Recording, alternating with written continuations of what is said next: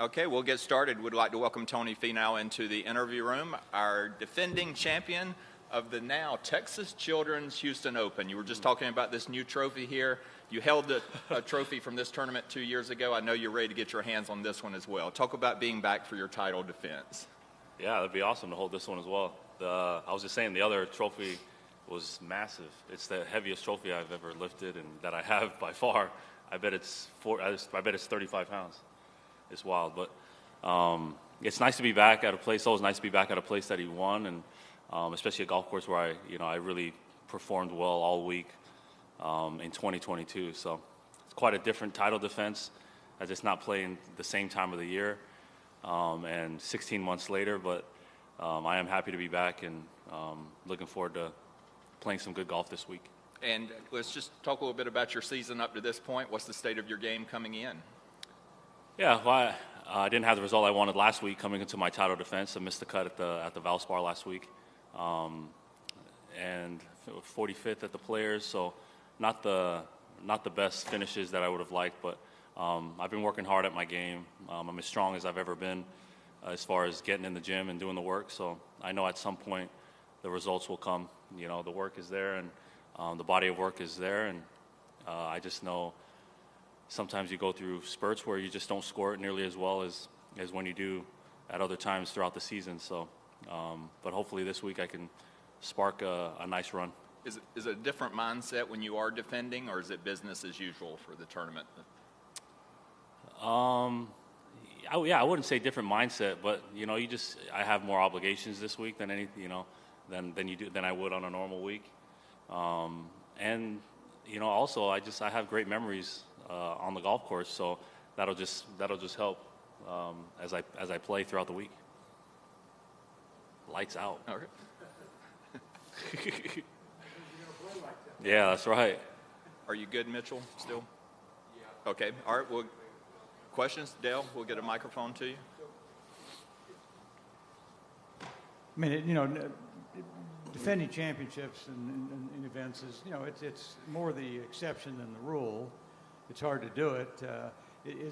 You come in with great memories and great confidence because of last year, but sometimes that also maybe adds to the pressure a little bit.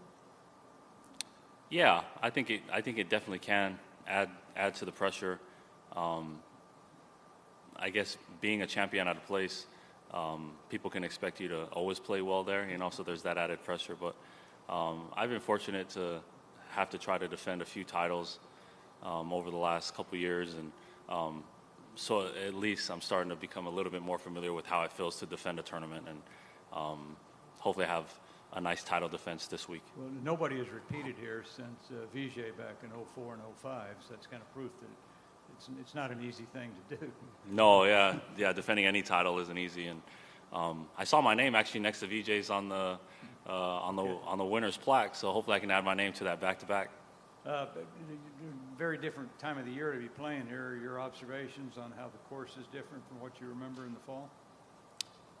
Yeah, I haven't been out on the golf course yet. Okay. I plan on doing that after this.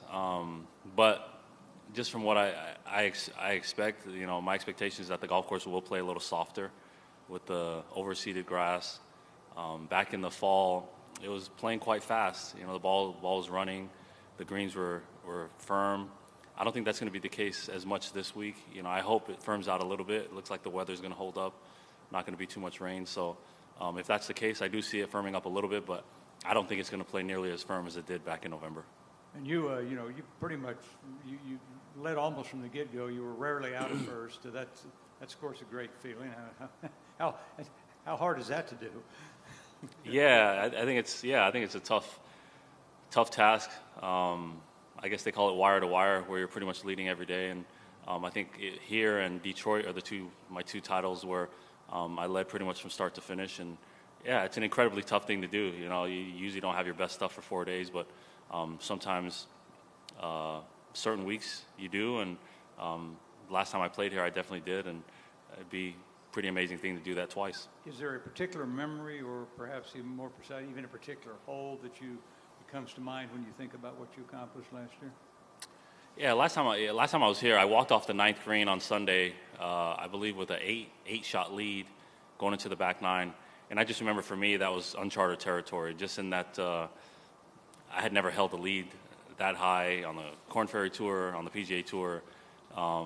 Maybe the last time was in junior golf, you know. So it was a situation where it was,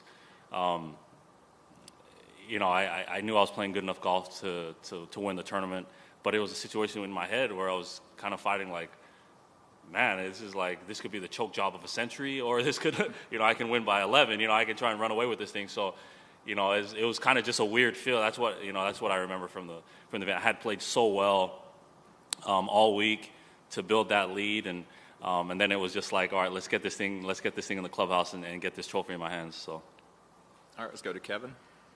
Tony, you mentioned being in the gym a little bit more, and is there anything kind of you've added to your routine, or more so doing kind of more of certain things? How's that kind of played out? Yeah, I'm in the gym more often than I've ever been. And the numbers have shown me this year, you know, my speed is up. I think I'm 4th on ball speed or swing speed this year, which is, for me, I haven't been that high since really my first couple years on tour. So it's, you know, for me, it's paying off. It hasn't paid off in results yet, but again, the work is there, and I know at some point, you know, it's how the game is. You know, at some point you start getting results, and that turns into more confidence and hopefully better results more often. So the work never ends, but I've put in a lot of work outside the golf course to make sure that my body's strong and fit. And again, at some point, I know it's going to pay some dividends. The numbers and strokes gained approach, you've always been pretty solid, but it's gone on an uptick the last 2 or 3 years. Is there anything you'd attribute that to? I think just learning about how I do it, how I swing the club, what are the good things that I do, what are some things that I need to work on, and just try to be more diligent in working on the little things.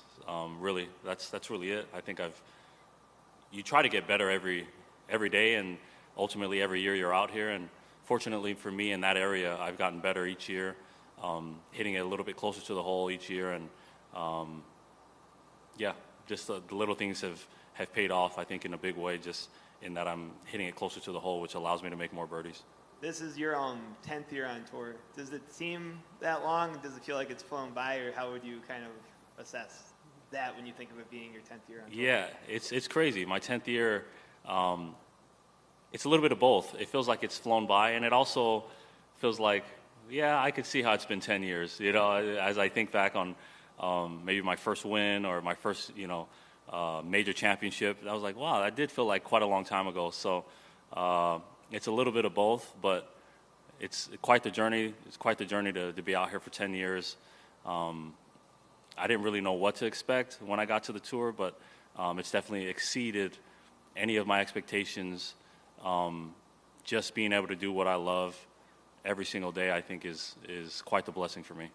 And you're part of the esteemed Korn Ferry Tour class of 2014, which this year has already become the winningest Korn Ferry Tour class, which is pretty quick in 10 years to do that. When you think back to being part of that class, kind of what are the memories that come to mind from that season, and just what it was about that class that has allowed it to have so many great players from it? Yeah, it's quite cool to be part of that. I played a lot of golf with Max Homa on the Korn Ferry Tour, Justin Thomas, and so I got to know those guys pretty well on the Korn Ferry Tour as we were paired together really often. But you know, I think Nick Taylor, Adam Hadwin, these are all guys that we all competed hard against each other on the Korn Ferry Tour, and it's cool to see that our class has had so much success on the PGA Tour. You know, and it's really cool for me just to be a part of that class. All right, let's go to Mark and then back over to Dale. Tony, everybody sets goals at the start of seasons usually, but can you just tell, like, so far this season, what do you feel like you've been doing really well in your game, and what do you feel like you are struggling with and need to continue working on? Yeah, so I've been hitting the golf ball close. You know, I think historically, ball striking has been my strength on the PGA Tour, and especially over the last few years, driving the golf ball has been my strength. And I would say this year I haven't driven the golf ball nearly as well as I have in the years in the past, and so I'm not hitting as many fairways. So then my ball striking just hasn't been as good as I need it to be. My putting's across the board a lot better, and I feel a lot better with the putter in my hand. And again, it's one of those things where so far up to this point, I think I've played either 8 or 9 events. So still a big enough sample size to know what I need to work on and what I'm doing, but still a small sample size compared to what a full season looks like. So I'm optimistic that good things are going to happen soon, and hopefully I spark that this week. All right, back to Dale.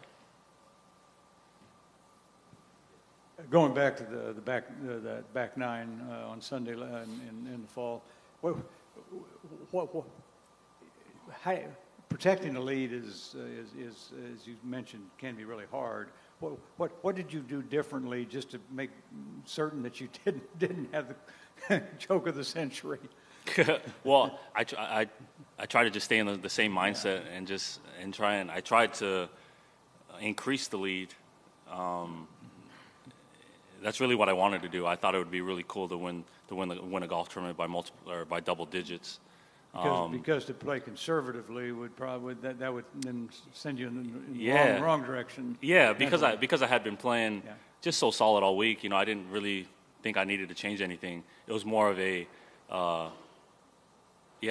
mentality thing than it was a physical thing. I knew I was playing well enough. I was hitting the golf ball well and putting it well, and to me it was just keep playing the game you've been playing for the last 63 holes, and the tournament will be yours. So I didn't end up increasing the lead. The lead decreased, but at no point on that back 9 did it cross my mind that I wasn't going to win the golf tournament, which is a rare feeling. Again, I had such a big lead and was playing well that as holes and shots went on, to me in my mind, it was evident that I was going to win the golf tournament. I just needed to continue to keep my head down and not focus on the end result, just one shot at a time. It's a very cliche thing to say, but that's really where you're at in those situations is hit the best shot at that time and move forward. And I was still able to pull off a victory by 4 shots. Did anything happen on Thursday that made you think that, wow, I'm in a zone? I'm in a zone this week. Is it I'm kind of just throwing that out there, but not really. I was coming off a missed cut. Yeah. Last time I won as well. So I guess that's the one parallel I have going into this week is last time I won here by having one of my best weeks. I missed the cut the last time I played here as well. So I really didn't feel like I was playing great going into the week. But sometimes you get out on the golf course and you make some putts, you make some nice swings, and you just start to stack those things up throughout the week. And that's really it was just one of those weeks where that just happened. And I was able to get into my groove and again, play some of the best golf of my career, last time I was here. All right, let's take one more from Kevin, and then we'll wrap it up. Tony, so this course is unique on tour in that it's a muni, locals can play for $30 during the week, kids can play for $10. What's it like knowing that you guys are playing and on this platform at a course that's truly open to the Houston community where anyone can go play? Yeah, I absolutely love it. I grew up playing on a mini golf course, a par 3, next to an executive course back in Salt Lake City, and I love that we're playing on a public golf course. I think it's important to do that on the PGA Tour, and then the locals have an opportunity to play the same golf course that we're playing, see the shots maybe that we hit, and have access to the same golf course that we play. So I think it's quite special that we're playing here this week, and hopefully this golf tournament's hosted here for many years to come. And lastly, I did want to ask, Scotty Scheffler having such a great round back-to-back wins. Have you played much with him, and what impresses you about his game? Yeah, so just a quick Scotty Scheffler story. The first time I ever played with Scotty, I didn't really know who he was. He was a rookie on the PGA Tour, and I played with him at TPC Boston. This was in, I think, 17 or 18. It was his rookie year. And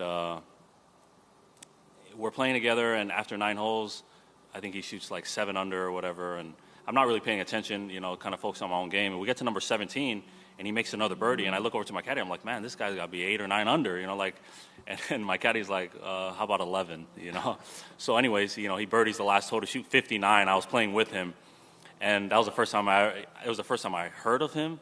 It was the first time that I played with him. So, that gave you an idea. Maybe not the first time I've heard of him, but I I vaguely knew who he was. Coming from the Korn Ferry Tour, I knew he was a good player. But anyways, that was the first time I played with Scotty. He shot a 59 at TPC Boston, and I knew he was special from that moment on. You know, being teammates with him on some of these Ryder Cup and President's Cup teams over the last few years, gotten to know him, have played together a handful of times with him.